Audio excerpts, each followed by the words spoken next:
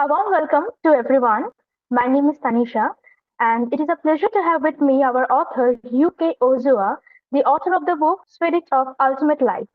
Thank you so much, sir, for joining us today. And to begin with, I want to extend my hearty congratulations to you for successfully writing and publishing this book. And along with my entire team of Excella Books, we congratulate you on your success. And we are very happy and very proud to have worked on this particular project. And before starting and before getting into the discussion, I would like to say a few words regarding our author and his book. Mr. Ozua is an end-time minister of God whose mission is to enlighten people of the eternal consequences of immorality through the demonic influence of lust and the way out of sin. He is a prolific writer of eternal judgment of God against sin and sinners.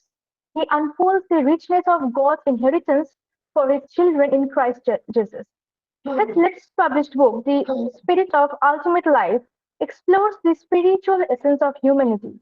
Mr. Ozua examines the unity of mankind in Christ and the significance of soul's immorality, delves into the categories of natural, carnal, and the spiritual man and their implication in divine judgment. So, over to you, sir. I would like you to say a few words regarding your published book, The Spirit of Ultimate Life. Thank you, ma'am. I really appreciate for your help in helping me in publishing my book, Spirit of Ultimate Life.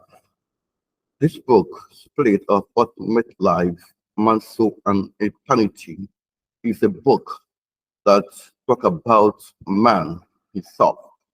Anthropology in scientific approach talk about the humanistic nature, race, character, traits. But this book delves more on the spiritual aspects of anthropology. Then, Bible said, God made man in his own image, after his likeness. In the image of God, created man, male and female. Whether you are a white, black, Indian, or American, we are all one in Christ, in God, in the person of Christ. So, like someone said, man, okay, someone said, fish live in water, birds live in air, man live on land. But beyond human intellectuality, man lives in God. We are contained in the person of Christ. Right. It's all the book is all about for now. Right. Thank you so much for the introduction of your book and the inspiration of it. So, I just want to ask you that your book delves into the spiritual anthropology of man and it emphasizes on the unity of humanity in Christ. So, could you please elaborate us on how this understanding can foster greater harmony and empathy among people coming from different backgrounds? Yes. How this book, how this book can foster and harmonize and upon the people around the world is because man in particular is God's image.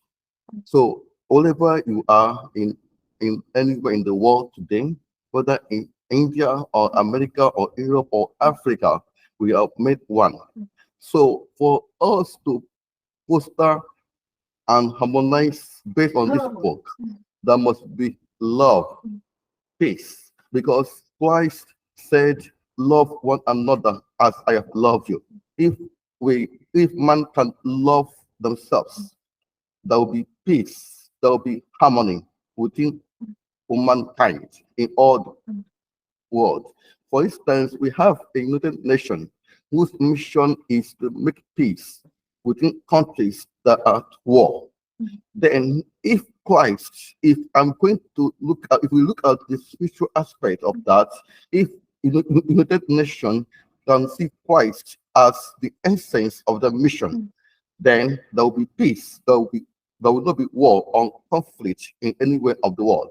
So where there is conflict, war in anywhere and in the world is because Christ is not the center, is not involved in that aspect.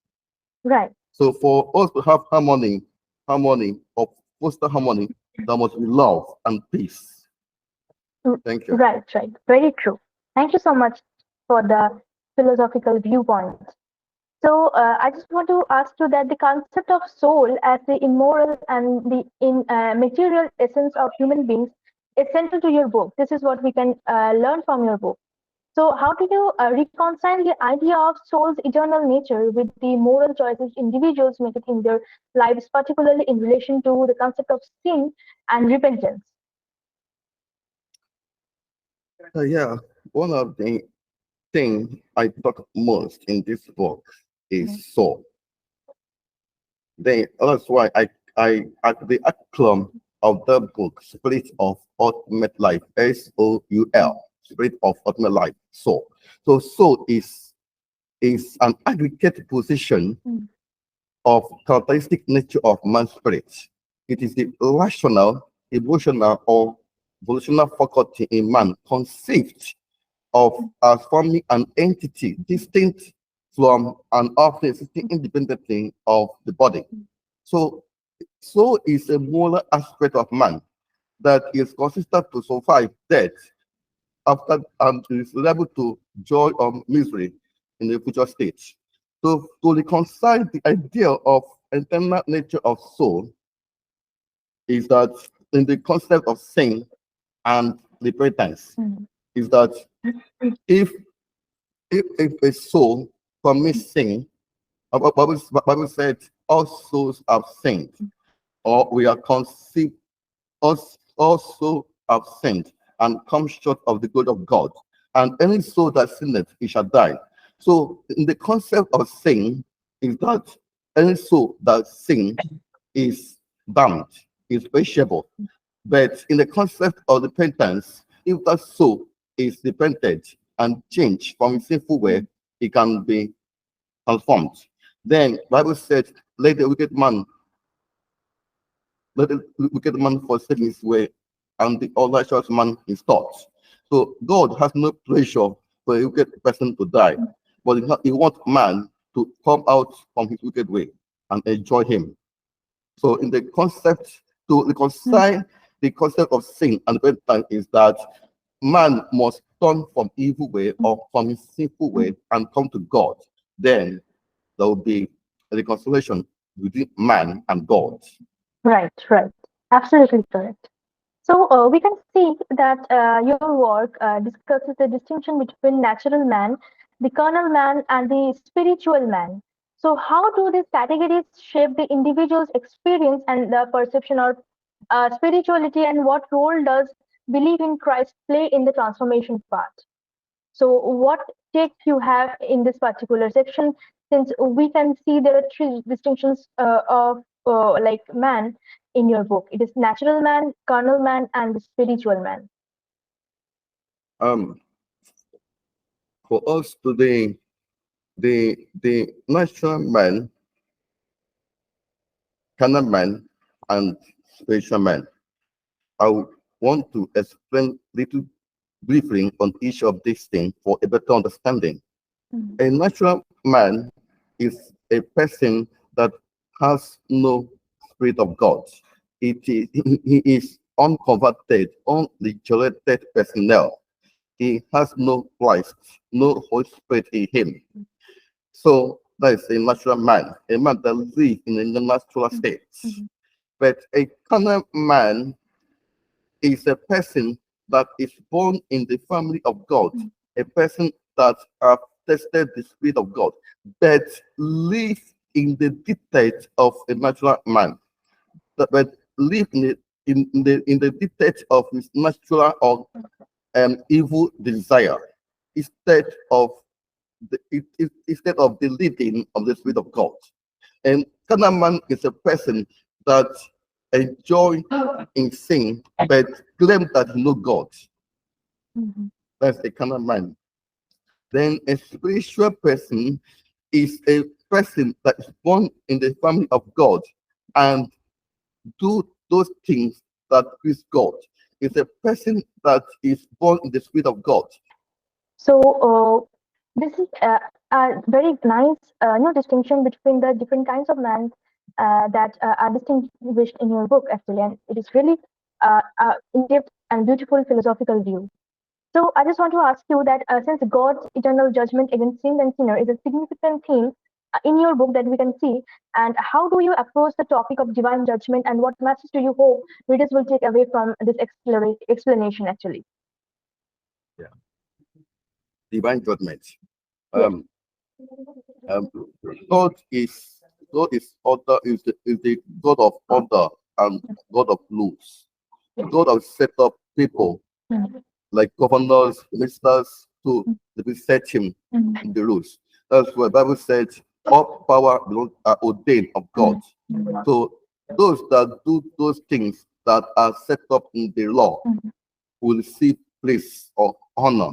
But those that walk against the principle of the mm, law of the land will be punished. mm, So here, a divine judgment is of God is righteousness or sin. If you live like in righteousness or in life standing with God, those things that are light, God will honor you and reward you accordingly.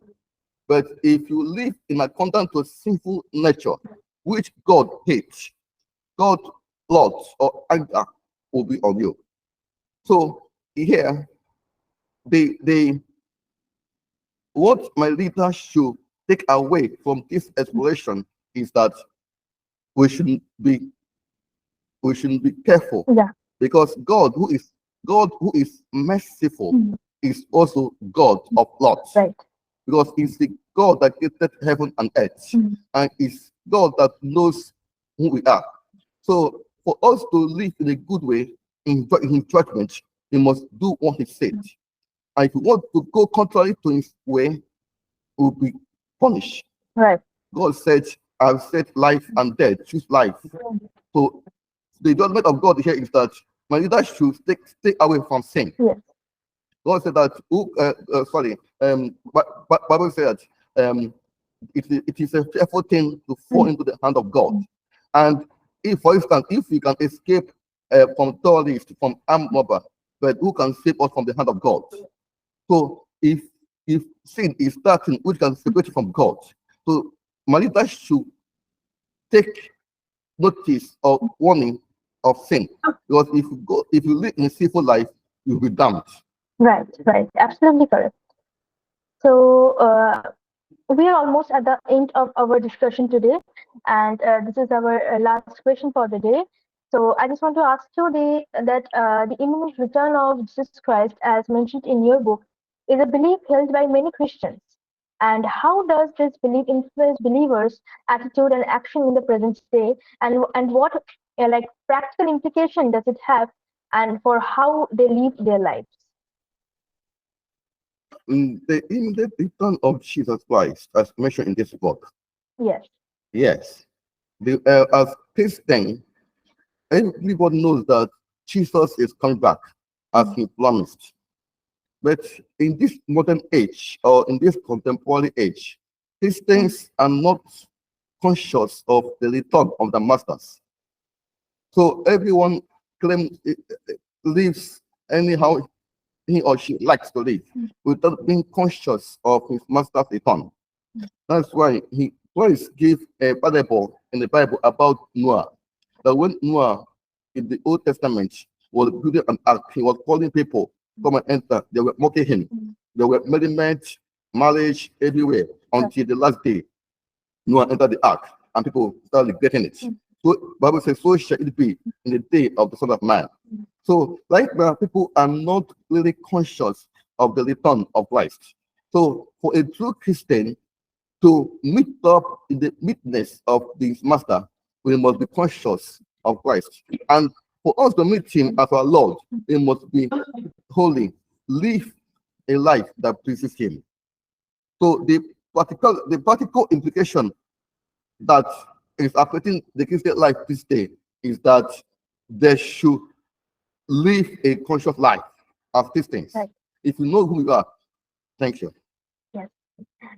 So, thank you for the great explanation regarding your book, and we can learn a lot of things from this book, and regarding the categories of various man, like natural man, carnal man, and spiritual man, and how can we live a life full of unity in this world. And it is an excellent book, must be read by everyone for their own motivational purpose. So I just want to convey this message to our viewers that Mr. Ozua's book is already available to all the global platforms like Amazon.com for the print book, and it is also globally available to various online platforms for the ebook distribution purpose like Amazon Kindle, Kobo, and Google Play. So you will find out the link, all the relevant link about his book in the description box. So if you want to have a copy of his book, you can always click on the description box and you can have all the links. So thank you, Mr. Ozua, for giving us the great insight of this great book. And you have also published a second book with us, and we are that book is Yeah, also available to various global platforms. And I will be glad to mention those links in the video. So thank thank you, you ma'am. so much for giving your time today. Obviously, I'll appreciate you. Yes, thank you so much, sir.